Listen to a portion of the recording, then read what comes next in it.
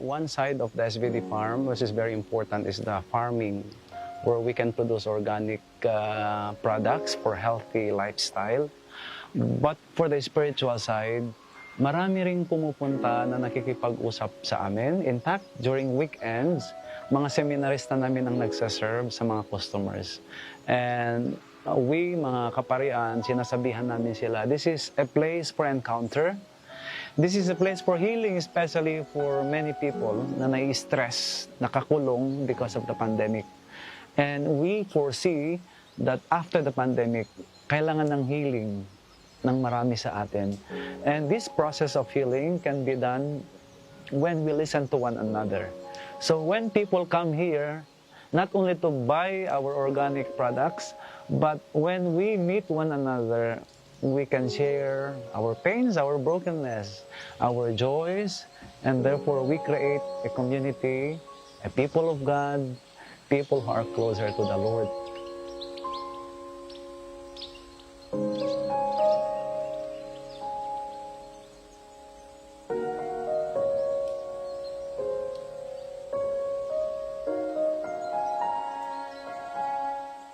Magandang araw po sa ating lahat.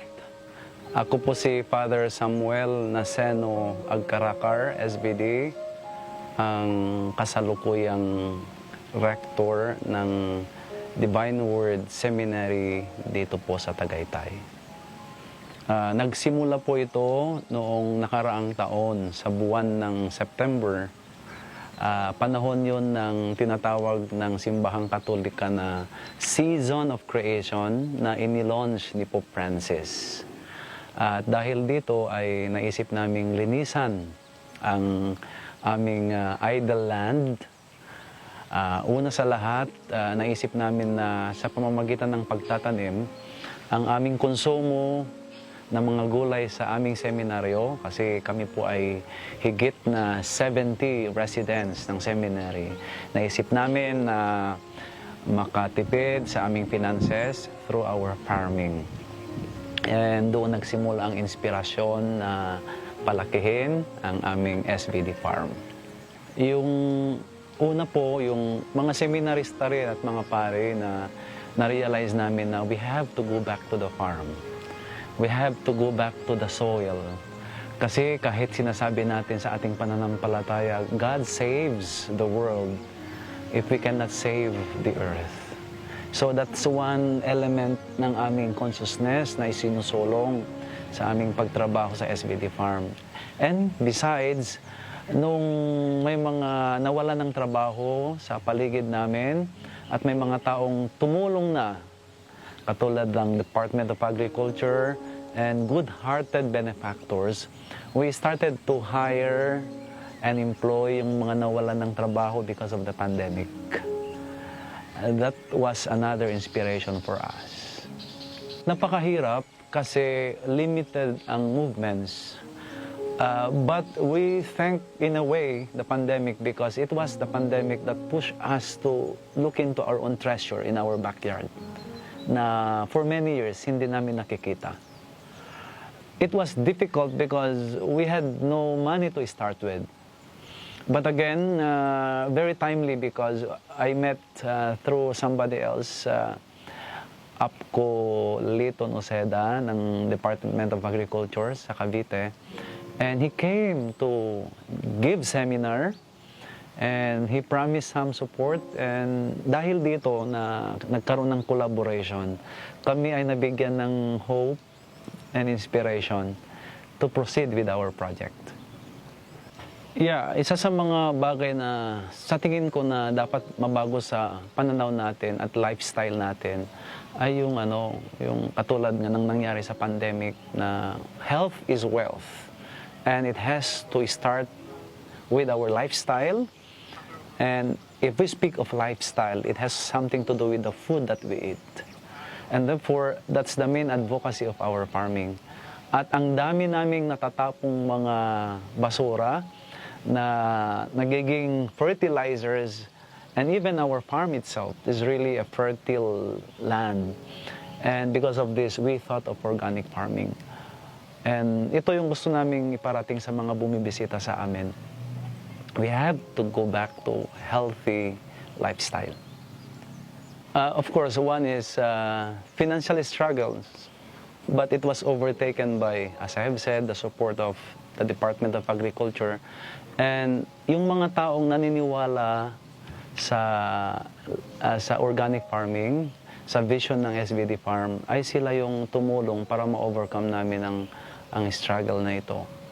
Of course, our seminarians, our priests, they are studying, they are teaching. We had to work here. So, mahirap din na ibalanse ang mga bagay na ito. But thanks be to God, we were able to overcome because of many people around. The whole area na dinidevelop namin is 5 hectares. But yung farming area is around 2 hectares. Yun ang fino-focus namin ng tanim. Because I believe the heart of the SBD Farm is the food production. Besides the vegetables, we have the animal section. We raise native chickens and we plan to add more. We have mushroom production, again given by the Department of Agriculture. But the bigger part of it is we promote a holistic farm. And therefore, because we are a religious missionary congregation, dinevelop namin yung area kung nasaan yung SBD Cafe, may grotto, may chapel, at may mga kubo, and eventually, hopefully, we will come up with a spirituality center because we would like also to promote the environmental and the spiritual side of this particular place bilang isang religious missionary congregation.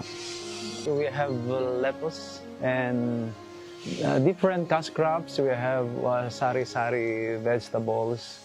And then as I have said, we have native chickens. Then may ang tawag sa English, pato.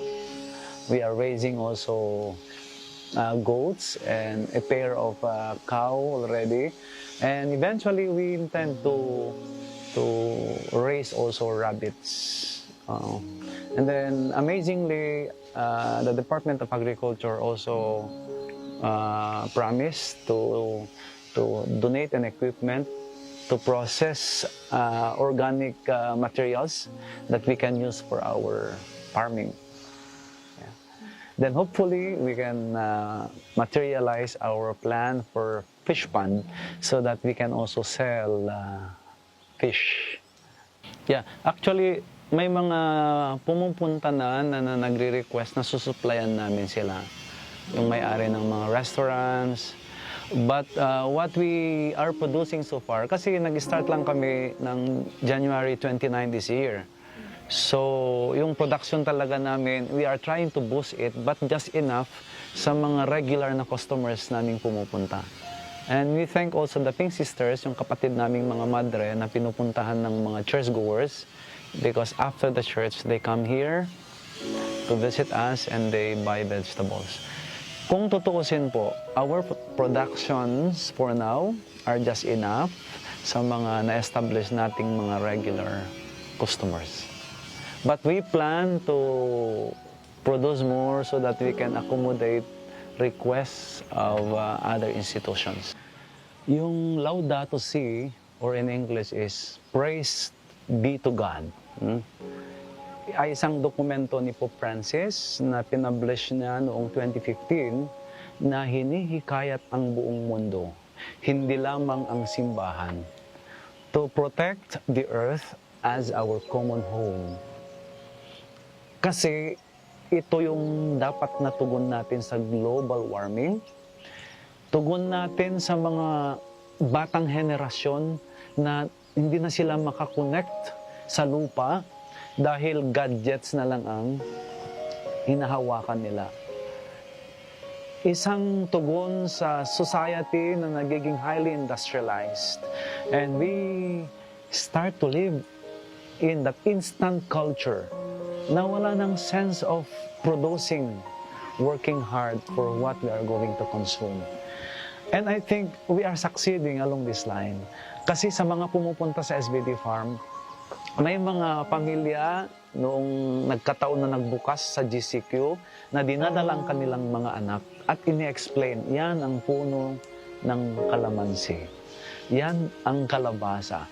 And we were surprised to know that many of the younger generation do not even know kung ano yung puno ng kangkong.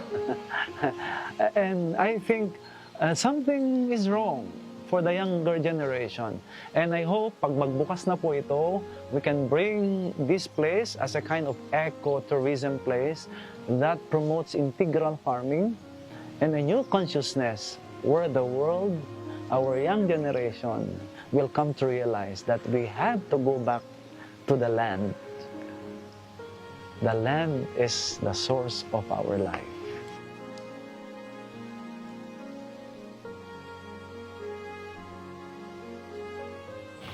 Yeah, we have to be faithful to the protocols. Alam niyo po na ang sakit sa kalooban mo na yung mga bata ay kita mong gusto ng maka-relax, yung mukha nila na naaawa ka. And you have to abide by the protocols. Bilang pare, gusto mo silang papasokin, mga senior citizens na naghahanap ng lugar to breathe. And yet, we have to abide by the LGU. We have to protect one another. So putting a balance between that sense of charity and safety of everyone. And thanks be to God na until now wala kaming nababalitaan na na among our staff kasi it's fresh air. We keep social distancing and we monitor one another's safety. I look forward to the time that we will live a semi-normal life and the new normal na sinasabi nila.